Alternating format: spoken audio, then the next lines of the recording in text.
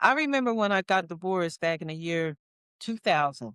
I was married for 17 years, okay? And after my divorce, the first thing came to my mind was, okay, now I'm a single mother.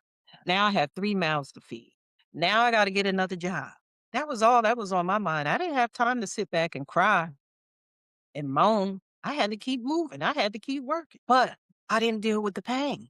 I didn't deal with the divorce. I didn't deal with the breakup. And when I realized something was going on with me was when I had a panic attack. I was actually driving in my car and I had these panic attacks frequently, okay? One time my mother had to stay on the phone with me. I never forget. I had just got out of school. I was going to school for medical terminology, okay? I would work during the day and go to school at night. And one night I got out of school and I was driving home and a panic attack it hit me.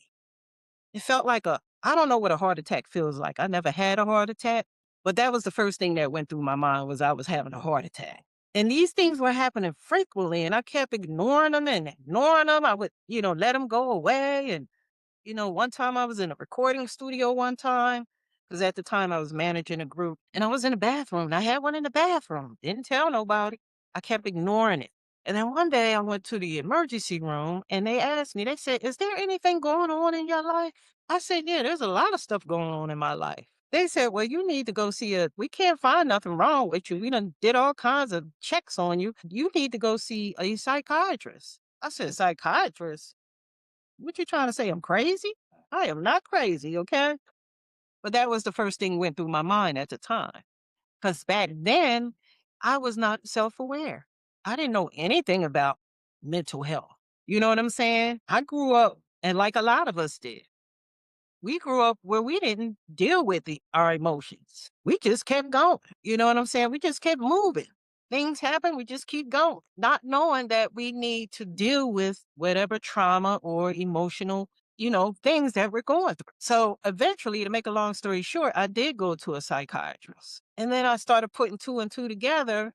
And then I realized, oh, okay, because like I said, I always identify the word psychiatry with white folks. I always thought that was for white people, not realizing that emotional health is for everybody. A lot of people, like I said, a lot of people talk about healing, but not everyone understands the process that it takes to get there. Healing is not just about feeling better. It's about, healing is about becoming stronger. Okay. Healing is about learning from the things that once hurt you. Healing is about gaining wisdom from experience that once caused you pain. Okay. Sometimes